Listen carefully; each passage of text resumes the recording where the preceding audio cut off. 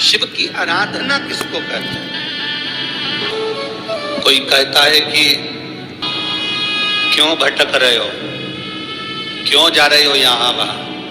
हम कहते हैं तुम भटको भी मत, कहीं मत जाओ। तुम्हारे घर के नजदीक में जो शंकर का शिवालय हो, तुम्हारे घर के नजदीक में जो शंकर का मंदिर हो, शिव मंदिर हो, शिवालय हो, उस शिवालय में जाकर एक लोटा जल प्रतिदिन चढ़ाना प्रारंभ करो। जो प्रतिदिन भगवान शंकर के मंदिर में एक लोटा जल समर्पित करता है, उसका हाथ महादेव पकड़ लेता है, फिर ऐसे ही नहीं छोड़ता, उसको मंजिल तक पहुंचाकर छोड़ता है।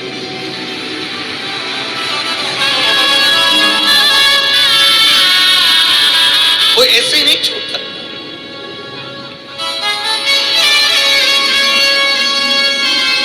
आपने अगर उस पर भरोसा करा है,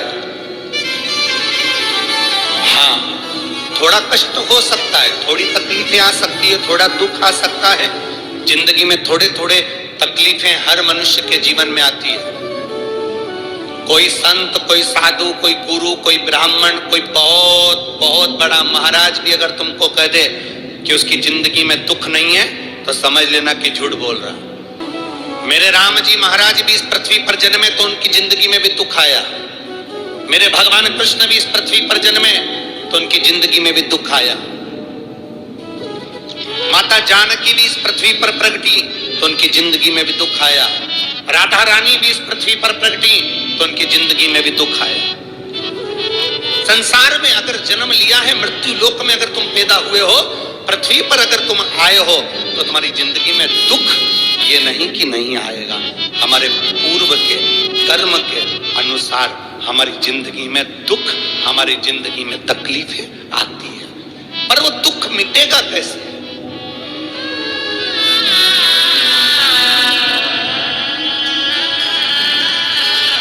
राम जी का दुख कैसे मिटा था?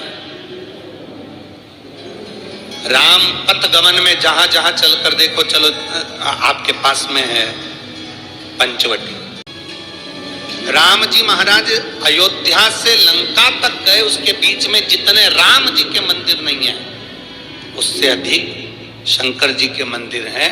उसका कारण केवल एक है, राम जी जहां रुकते थे वहां शंकर भगवान के शिवलिंग की स्थापना करते थे, पूजन करते थे, और वहां से फिर आगे बढ़ते थे, फिर आगे बढ़ते थे, फिर आगे बढ़ते थे। बिना शंकर की आराधना के, बिना शंकर भगवान को एक लोटा जल चढ़ाए बिना मेरे राम जी महाराज आगे बढ़ते ही नहीं थे। भगवान कृष्ण के जीवन का चरित्र उठाकर देखो। मेरे ठाकुर जी का नियम था, एक लोटा जल चढ़ाए बिना कृष्ण आगे बढ़ते नहीं थे। श्री दशरथ जी महाराज के जीवन चरित्र को उठाकर देखिए। सूर्य नारायण भगवान को जल और शंकर भगवान को जल चढ़ाए बिना दशरथ जी महाराज आगे बढ़ते नहीं थे। श्री जनक जी महाराज के चरित्र को उठाकर देखिए। एक लोटा जल चढ़ाए बिना जनक जी महाराज अपनी सभा में नहीं जाते थे।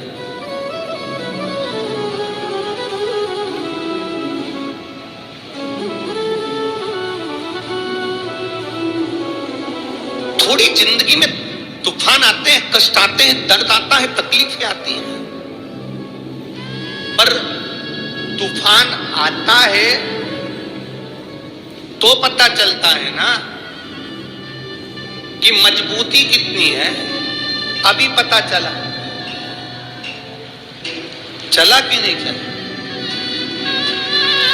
अरे बोलो तो जम के, पता चला ना कि मजबूती कितनी है। ये हवा चलती है, तूफान आता है, तब पता चलता है मजबूती कितनी है। उसी तरह दूसरे धर्म के लोग तुम्हें टिकाने के लिए आगे बढ़ते हैं, पर तुम्हारे भीतर का सनातन धर्म दिखा देता है कि मजबूती